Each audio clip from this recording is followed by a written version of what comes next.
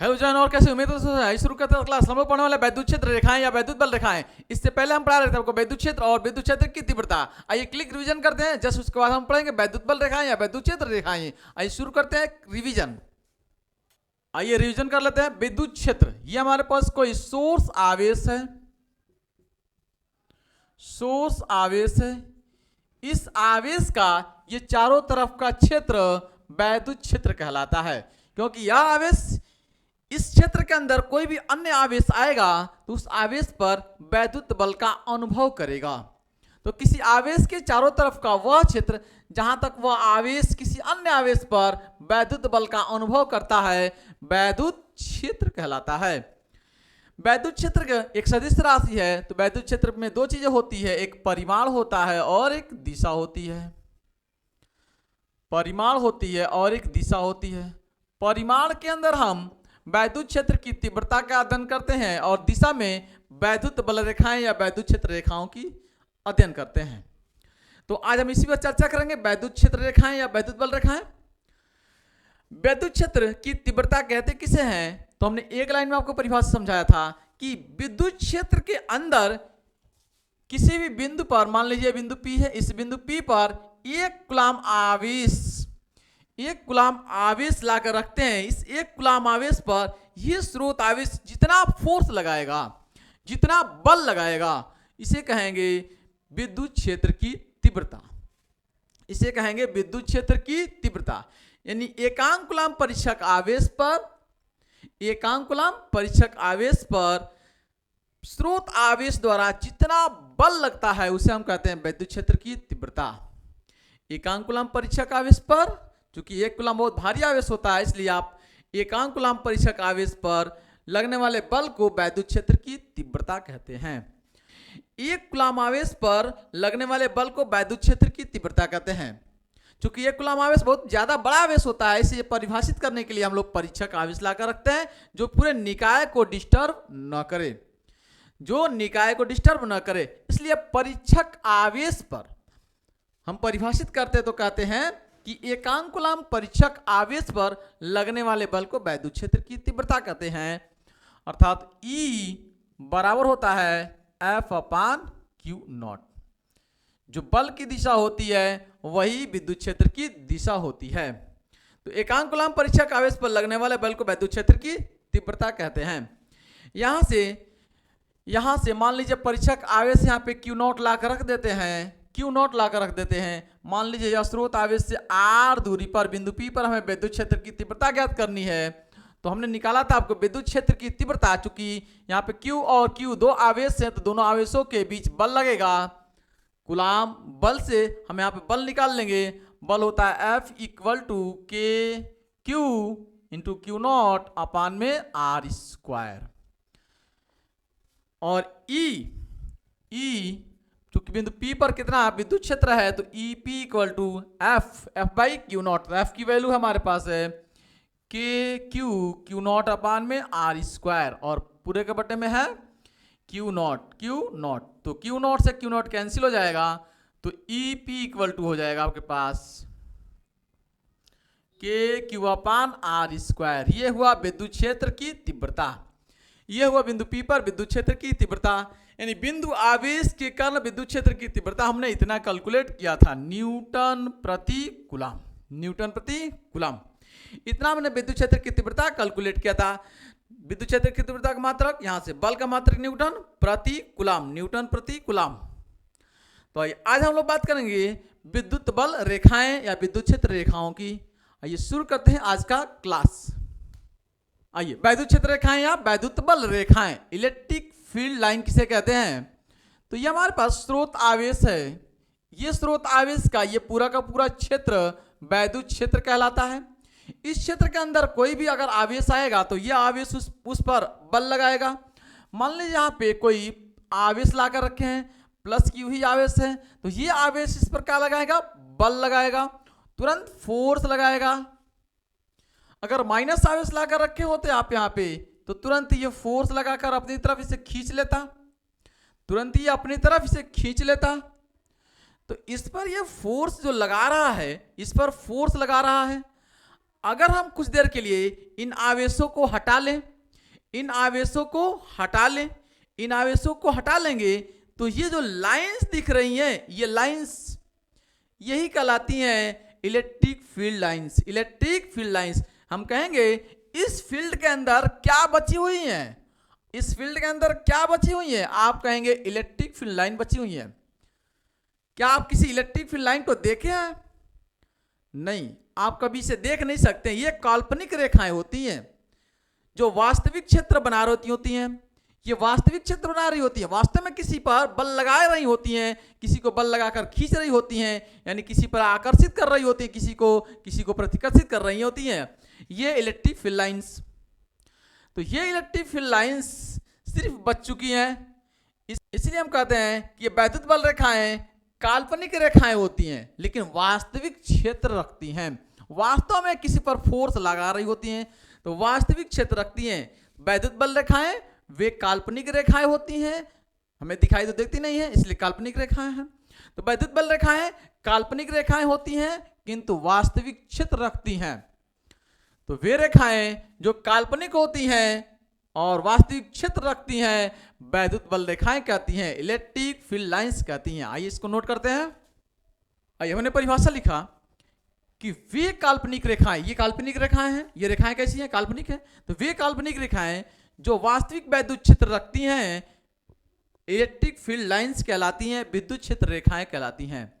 विद्युत क्षेत्र रेखाएं एक सदिश राशि होती हैं। आइए इनके गुणों के बारे में हम लोग चर्चा करते हैं कि वैद्युत क्षेत्र रेखाएं के गुण। आइए आगे हम बात करते हैं वैद्युत बल रेखाओं या वैद्युत क्षेत्र रेखाओं के गुणों के बारे में। फीचर्स के बारे में बात करते हैं, इसकी प्रॉपर्टीज के बारे में बात कर लेते हैं। पहली प्रॉपर्टीज हम लिखते हैं, मान लीजिए हमारे पास ये प्लस क्यू आवेश है, ये माइनस क्यू आवेश है, ये दो आवेश हैं। वैद्युत बल रेखाएं क्या होती हैं? वैद्युत बल रेखाएं प्लस धनात्मक आवेश से निकलकर ऋणात्मक आवेश पर समाप्त होती हैं। पॉजिटिव से निकलेंगी और निगेटिव पर समाप्त हो जाएंगी। धनात्मक आवेश से निकलकर ऋणात्मक आवेश पर समाप्त होती हैं। वैद्युत बल रेखाएं धनात्मक आवेश से निकलकर ऋणात्मक आवेश पर समाप्त होती हैं। ठीक है, वैद्युत बल रेखाएं क्या होती हैं? धनात्मक आवेश से निकलकर ऋणात्मक आवेश पर समाप्त होती हैं। धनात्मक आवेश से निकलकर ऋणात्मक आवेश पर समाप्त होती हैं। धनात्मक आवेश से बाहर निकलती हैं। वैद्युत बल रेखाएं जो होती हैं वह धनात्मक आवेश से बाहर निकलती हैं और ऋणात्मक आवेश पर समाप्त हो जाती हैं। ऋणात्मक आवेश पर समाप्त हो जाती हैं। वैद्युत बल रेखाएं धनात्मक आवेश से बाहर निकल रही होती हैं और ऋणात्मक आवेश पर समाप्त होती हैं, या अंदर जाकर समाप्त हो जाती हैं।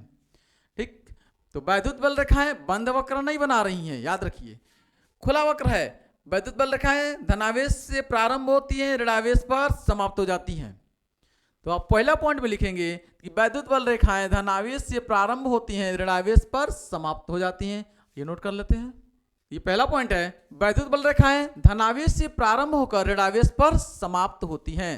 दूसरा पॉइंट कि वैद्युत बल रेखाएं बंद वक्र नहीं बनाती हैं, खुला वक्र बनाती हैं। ये जाकर समाप्त हो जाती हैं, वापस लौट कर नहीं आती हैं, वापस लौट कर नहीं आती हैं, जाए गई और समाप्त हो गई, इसलिए ये खुला वक्र है।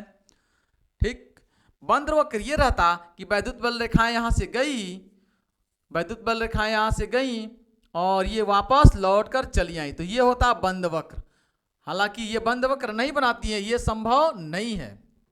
वैद्युत बल रेखाएं खुला वक्र बनाती हैं। तो दूसरा पॉइंट आप लिखेंगे, वैद्युत बल रेखाएं खुला वक्र बनाती हैं, बंद वक्र नहीं बनाती हैं। तीसरा पॉइंट आप लिख सकते हैं, वैद्युत बल रेखाओं की आप दिशा की अगर बात करें तो मान लीजिए ये वैद्युत बल रेखा है, इस बिंदु पर हम दिशा चाहते हैं, तो इस बिंदु पर हम खींचेंगे एक स्पर्शी रेखा और यह स्पर्शी रेखा इस बिंदु पर इसकी दिशा को बताएगा। इस बिंदु पर हम चाहते हैं दिशा क्या है, तो यहाँ पे खींचेंगे एक स्पर्शी रेखा और यह स्पर्शी रेखा इस बिंदु पर इसकी दिशा को बताएगी। तो स्पर्शी रेखा जब हम खींचते हैं उस बिंदु पर तो वह उसकी दिशा को बताती है, वह उसकी दिशा को बताती है। ये अगला पॉइंट हम नोट करते हैं। अगला पॉइंट है, किसी विद्युत क्षेत्र के अंदर ये हमारे पास कोई स्रोत आवेश है, इस स्रोत आवेश का ये पूरा का पूरा क्षेत्र है। तो इस विद्युत क्षेत्र के अंदर किसी भी बिंदु पर मान लीजिए आप वैद्युत बल रेखा ये है, ये वैद्युत बल रेखा है, तो इस बिंदु पर या इस बिंदु पर या इस बिंदु पर या इस बिंदु पर या वैद्युत बल रेखा ऐसी जा रही है, तो इस बिंदु पर इस बिंदु पर इस बिंदु पर किसी भी बिंदु पर खींची गई स्पर्शी रेखा, मान लीजिए इस बिंदु पर हम चाहते हैं कि दिशा क्या हो, तो स्पर्शी रेखा खींचेंगे। इस बिंदु पर चाहते हैं हम दिशा क्या है, तो यहाँ पे एक स्पर्शी रेखा खींचेंगे। कोई भी बिंदु है वहां पर अगर कोई रेखा वैद्युत बल रेखा से जा रही है, तो इस बिंदु पर हम पता करना चाहते हैं वैद्युत बल रेखा कहाँ जाएगी, तो यहाँ पे एक स्पर्शी रेखा खींचेंगे। इस बिंदु पर चाहते हैं विद्युत बल रेखा की दिशा क्या होगी, तो यहाँ पे एक स्पर्शी रेखा खींचेंगे। तो उस बिंदु पर खींची गई स्पर्शी रेखा उस बिंदु पर दिशा को प्रदर्शित करती है। अब अगला पॉइंट हम नोट करें, अगर चौथा पॉइंट का, तो यदि कोई एकल आवेश है, ठीक है, यदि एकल आवेश है, यदि एकल आवेश हो तो पहला कंडीशन, यदि एकल आवेश पॉजिटिव हो तो एकल आवेश से विद्युत बल रेखाएं बाहर की तरफ निकलेंगी और अनंत की तरफ जाएंगी। ऐसे ये विद्युत बल रेखाएं बाहर की तरफ निकलेंगी यहां से और अनंत की तरफ जाएंगी, विद्युत बल रेखाएं बाहर निकलेंगी और अनंत की तरफ जाएंगी। यदि एकल आवेश पॉजिटिव हो तो वहां से विद्युत बल रेखाएं बाहर निकलकर अनंत की तरफ जाएंगी, और यदि एकल आवेश निगेटिव हो तो विद्युत बल रेखाएं अनंत से अंदर की तरफ प्रवेश करेंगी, अंदर की तरफ आएंगी। यानी अनंत से विद्युत बल रेखाएं कहाँ आएंगी, अंदर की तरफ प्रवेश करेंगी, अंदर की तरफ प्रवेश करेंगी। ये विद्युत बल रेखाएं अंदर की तरफ प्रवेश करेंगी। तो दो कंडीशन है, आइए दोनों कंडीशन को नोट करते हैं। ये हमने पॉइंट लिखा, धनात्मक आवेश से, ये धनात्मक आवेश से वैद्युत बल रेखाएं अनंत की ओर जा रही हैं, अनंत की ओर जाती हैं, और ऋणात्मक आवेश की तरफ अनंत से वैद्युत बल रेखाएं आती हैं। अगला पॉइंट है वैद्युत बल रेखाएं एक दूसरे को किसी बिंदु पर काटती नहीं है, क्योंकि वैद्युत बल रेखाएं, कोई भी वैद्युत बल रेखाएं एक दूसरे को किसी बिंदु पर ये काट नहीं सकती है। ऐसा संभव नहीं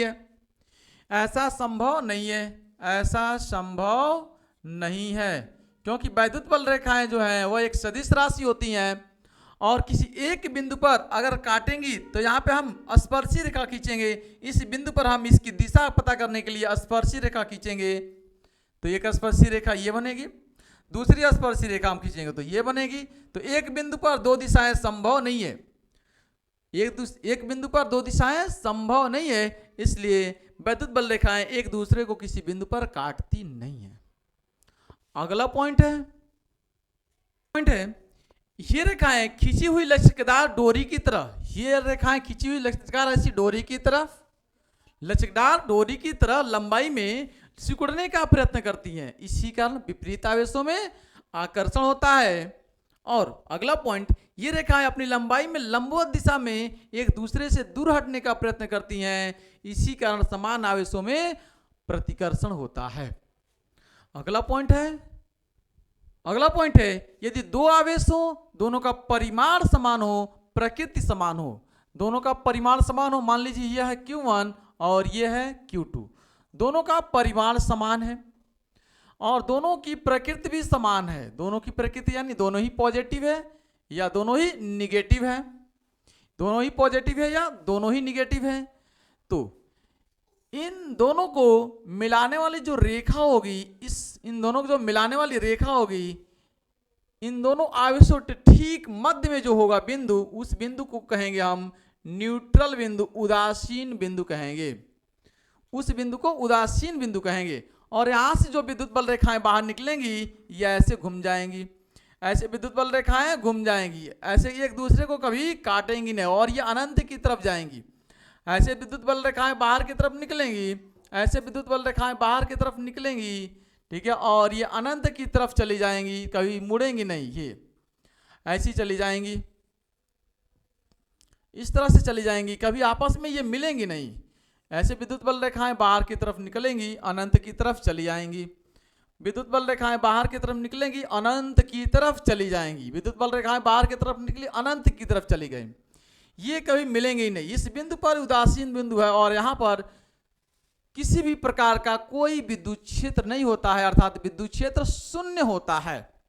इसका अपना विद्युत क्षेत्र है, इसका अपना विद्युत क्षेत्र है, लेकिन यहां पर किसी भी प्रकार का कोई विद्युत क्षेत्र नहीं होता है।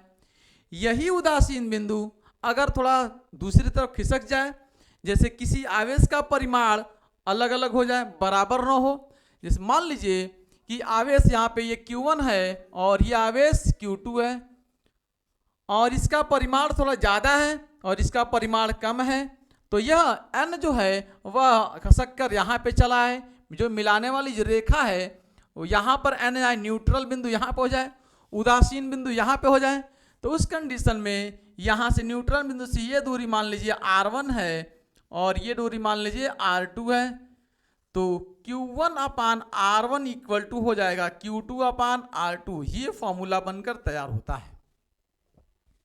यदि उदासीन बिंदु थोड़ा खसक जाए तो तब होगा जब इन दोनों आवेशों का परिमाण अलग अलग होगा।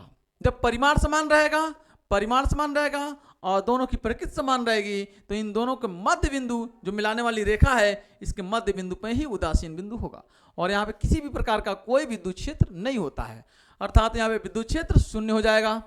जबकि यहाँ पे उदासीन बिंदु यहाँ पे है, इसलिए यहाँ पे विद्युत क्षेत्र शून्य होगा और यहाँ से कैलकुलेशन जब करेंगे तो Q1 upon R1 equal to Q2 upon R2 बनेगा। बात समझ में आ रही है? तो ये पूरा का पूरा विद्युत बल रेखाओं के गुण हुए, ये इसके फीचर हैं, इसके प्रॉपर्टीज हैं। आइए इस पर कुछ सवाल हम लेते हैं। क्वेश्चन है, कह रहा है स्थिर वैद्युत क्षेत्र में, कोई वैद्युत क्षेत्र है, स्थिर वैद्युत क्षेत्र में रेखा एक सतत वक्र होती है। सतत वक्र होती है अर्थात कोई वक्र रेखा एकाएक नहीं टूट सकती। क्यों? आप बताइए। अगर हमारे पास वैद्युत क्षेत्र है और उस वैद्युत क्षेत्र के अंदर वक्र रेखा है, तो वक्र रेखा होगी तो वह टूट नहीं सकती है। क्यों नहीं टूट सकती है?